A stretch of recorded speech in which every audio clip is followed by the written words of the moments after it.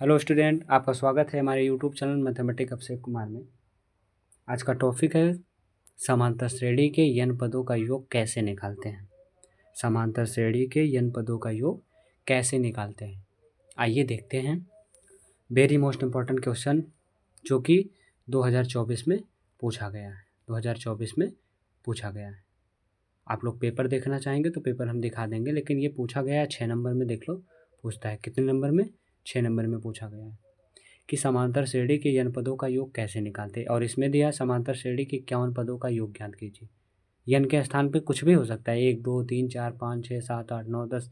कहने का मतलब जितनी भी नंबर है सब नंबर रख के मान निकाल सकते हो, कुछ भी मान हो सकता है। अब लेकिन यहाँ दिया है 51 पदों का योग निकालना है। अब कैसे निकालते हैं, वेरी मोस्ट इम्पॉर्टेंट है और 2024 में पूछा गया है। तो आइए समय को वेस्ट न करते हुए हम सवाल को समझते हैं। सबसे पहले सवाल को पढ़ते हैं। उस एपी का मतलब समांतर श्रेणी, इंग्लिश में इसे बोलते हैं अर्थमेटिक प्रोग्रेशन। क्या बोलते हैं? Arithmetic progression. उस समांतर श्रेणी के प्रथम 51 पदों का योग ज्ञात कीजिए जिसके दूसरे और तीसरे पद क्रमशः 14 और 18 दिया है। कहने का मतलब 14 और T2 का मान 14 और T3 का मान 18 दिया है। तो आप लोग T2 और T3 बोल रहे हैं, वहाँ से आप लोग को परेशानी हो रही होगी। आप लोग यनवा पद निकालने का फार्मूला आप लोगों ने पढ़ा होगा समांतर श्रेणी में, वही है बेटा T2 और T3 जिसे बोलते हैं। हम बोल रहे हैं ना कि यन का मान कुछ भी हो सकता है, यन का मान कुछ भी हो सकता है। तो आया समझ में? वो Tn बराबर लिखेंगे a plus n minus 1 into D के फार्मूले में वहाँ पर रखेंगे। आया समझ में? तो आइए उस पर लगाते हैं। सवाल का मतलब AP उस समांतर श्रेणी के प्रथम 51 पदों, कहने का मतलब ये किसका मान दिया है? यन का। इसका मान दिया है यन का, जिसके दूसरे और तीसरे पद क्रमशः, कहने का मतलब ये T2 का मान दिया है और ये T3 का मान दिया है। तो आइए सवाल को लगाते हैं। कहने का मतलब यन बराबर यस बराबर क्या दिया है? यस 51 बराबर यस 51 नहीं दिख रहा है। चलो छोड़ो, इसको छोड़ो, आगे है। यहाँ से देखते हैं यन का मान क्या दिया है बेटा? 51। यन का मान क्या दिया है? 51 और T2 का मान दिया है 14 और T3 का मान दिया है 18। फार्मूला समांतर श्रेणी के यन पदों का योगफल जो होता है बेटा, यस बराबर होता है यस यन बराबर यन बाई टू कोष्टक में 2a प्लस यन माइनस 1 इंटू डी। यही फार्मूला होता है। इस फार्मूले के बेस पे हम इस सवाल को लगाएंगे। तो आइए इस सवाल को हम समझते हैं। सबसे पहले देखेंगे यहाँ यन का मान दिया है, यन का मान दिया है, T2 का मान दिया है, T3 का मान दिया है। कहने का मतलब यहाँ T ना तो T है ना तो T2 है ना तो T3 है। कहने का मतलब आप लोग यनवा पद बराबर आप लोगों ने फार्मूला पढ़ा होगा, Tn बराबर होता है बेटा a plus N minus 1 into D. ये होता है ना, n माइनस 1 इंटू डी। तो यहाँ T2 निकालना है। कहने का मतलब यन का मान क्या दिया है? 2। तो T2 बराबर ये हो जाएगा a plus 2 minus 1 into D.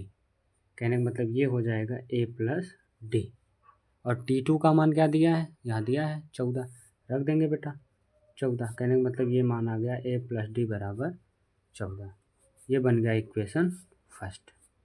क्या बन गया? Equation first. आगे चलें, यहाँ तक समझ में आ गया होगा। अब चलते हैं ऐसे T3 का, Tn बराबर a plus N minus 1 into D. ऐसे रखते हैं। तो यहाँ से ये मान हो जाएगा T3 बराबर a plus 3 minus 1 into D. ये मान आ जाएगा a प्लस 3 में से एक गया, बचेगा 2, डी का अंदर गुणा 2d हो जाएगा। और T3 का मान आपको ऊपर बताए थे 18 दिया है, यहाँ पर रख लेंगे। या a प्लस 2d बराबर 18। ये फ्रॉम इक्वेशन सेकेंड। अब क्या करेंगे बेटा? आप समीकरण दो में से समीकरण 1 को घटाने पर, क्या करने पर बेटा, घटाने पर। कहने का मतलब ये दिया है a + 2d बराबर 18 और a + d बराबर 14, a + d बराबर 14 ये दिया है। घटा रहे हो, यहाँ माइनस करो, ये माइनस ये कट जाएगा, प्लस माइनस में है तो कटेगा। और ये क्या होगा, 2d में से एक d जाएगा तो बचेगा d, और 18 में से 14 घटेगा बचेगा 4, तो d का मान क्या आ गया बेटा, 4।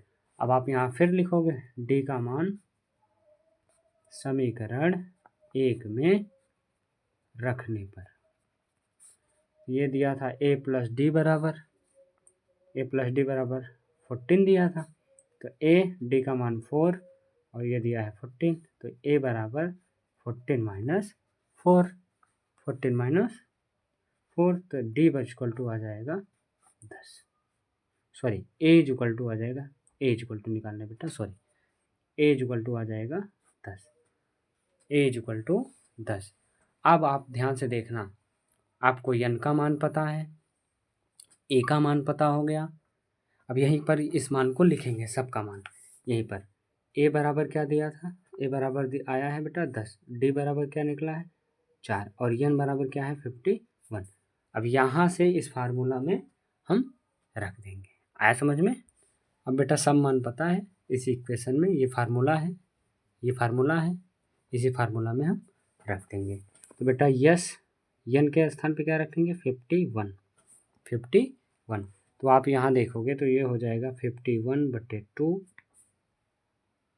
कोष्टक 2 गुणे 10 मतलब 10, 2 × 10 प्लस कोष्टक में 51 - 1 और d का मान है बेटा 4। आई होप आपको समझ में आ रहा होगा। चलो हिंदी में बोलते हैं बेटा, कोई दिक्कत नहीं। ये 51/2 लिखा है और ये हो जाएगा 2 का गुणा 10 में होगा, 2 10 में 20। ऐसा नहीं है कि इंग्लिश नहीं बोल पाएंगे, इंग्लिश बोल लेंगे, इसमें कोई दिक्कत नहीं है। आप देखो ये 50 में से 1 घटाओ, ये हो जाएगा, सॉरी 51 में से 1 घटाओ, ये हो जाएगा 50। और इसमें कितने का गुणा करना है 4 का, छोटा कोष्टक टूट गया।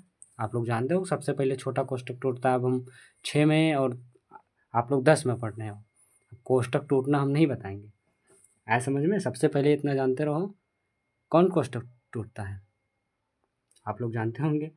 तो ये हो जाएगी 51/2 कोष्टक 5 × 20 2, और ये हो जाएगा 5 × 20 200।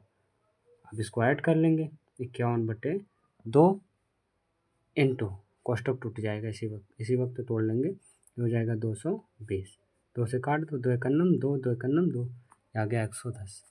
कहने का मतलब ये है 51 में अब किसका गुणा करेंगे 110 का। तो बेटा 1 0, जब 0 का गुणा करेंगे तो ये तो 0 होगा ही।